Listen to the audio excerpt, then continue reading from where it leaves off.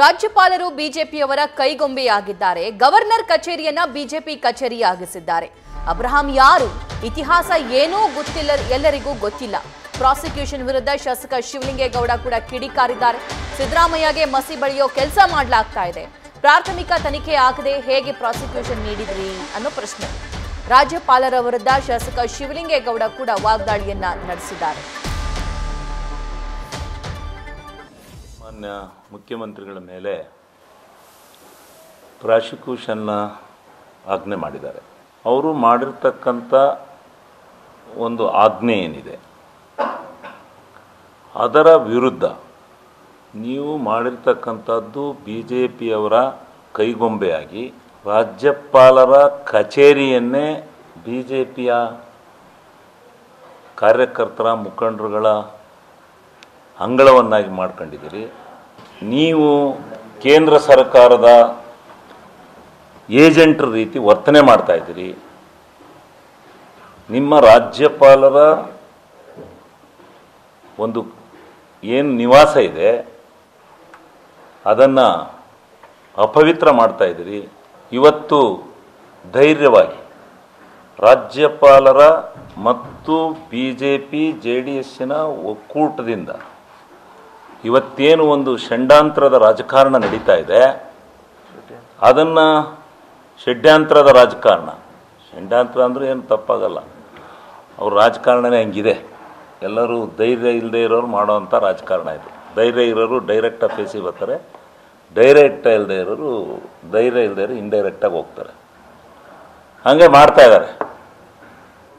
ಅದಕ್ಕೆ BJPಯವರ ಇತಿಹಾಸ ಇದೆಯಲ್ಲ,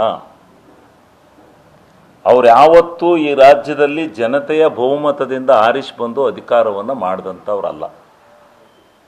ಯಡಿಯೂರಪ್ಪನವರು ಮುಖ್ಯಮಂತ್ರಿ ಆಗಿದ್ದರು. ಆವಾಗಲೂ ಸತ್ಯ ಎಷ್ಟು ಜನ ಶಾಸಕರನ್ನ ರಾಜೀನಾಮೆ ಕೊಡಿಸಿ ಅಲ್ಲಿಂದ ಬಂದರು. ಅದಾದ ಮೇಲೆ ಮತ್ತೆ ಪುನಃ ಬೊಮ್ಮಾಯಿಯವರ ಸರ್ಕಾರ ಯಾವ ರೀತಿ ಬಂತು, ಯಡಿಯೂರಪ್ಪನವ್ರು ಎರಡನೇ ಸಾರಿ ಯಾವ ರೀತಿ ಮುಖ್ಯಮಂತ್ರಿ ಆದರು, ಇದೆಲ್ಲ ಗೊತ್ತಿರ್ತಕ್ಕಂಥ ವಿಚಾರ. ಅವ್ರು ಯಾವತ್ತೂ ಡೈರೆಕ್ಟಾಗಿ ಜನಗಳಿಂದ ಆದೇಶ ತಗೊಂಡು ಬಂದಿಲ್ಲ. ಈ ಸಾರಿನೂ ಎಲ್ಲೋ ಒಂದು ಕಡೆ BJP ಮತ್ತು JDS ಒಂದಾಗಿ ಈ ರಾಜ್ಯದ ರಾಜಕಾರಣದ ಅಸ್ಥಿರತೆಯನ್ನು ಮಾಡಲಿಕ್ಕೆ ಹೊರಟಿದ್ದಾರೆ ಅಂತಕ್ಕಂಥ ಭಾವನೆ ಈ ರಾಜ್ಯದ ಜನಗೆ ಬರೋಂಥ ರೀತಿಯಲ್ಲಿ ನಡ್ಕೋತಾ ಇದ್ದಾರೆ. ಒಂದೇ ಒಂದು ಸೂಜಿ ಮನೆಯಷ್ಟು ಸಿದ್ದರಾಮಣ್ಣಂದು ಆ ಸೈಟ್ನ ವಿಚಾರದಲ್ಲಿ ತಪ್ಪಿಲ್ಲ. ಇವರೇ ಕೊಟ್ಟಿರೋದು ಸೈಟ್ನ ಕರೆದು ನಿಮಗೆ 14 ನಿಮ್ಮ 3 ಎಕರೆ 16 ಗುಂಟೆ ಜಮೀನನ್ನು ನಾವು ಪ್ರಾಧಿಕಾರದವರು ವಶಪಡಿಸ್ಕೊಂಡ್ಬಿಟ್ಟಿದ್ದೀವಿ, ಸೈಟ್ ಮಾಡಿಬಿಟ್ಟಿದ್ದೀವಿ, ನಮಗೆ ತಪ್ಪಾಗಿದೆ.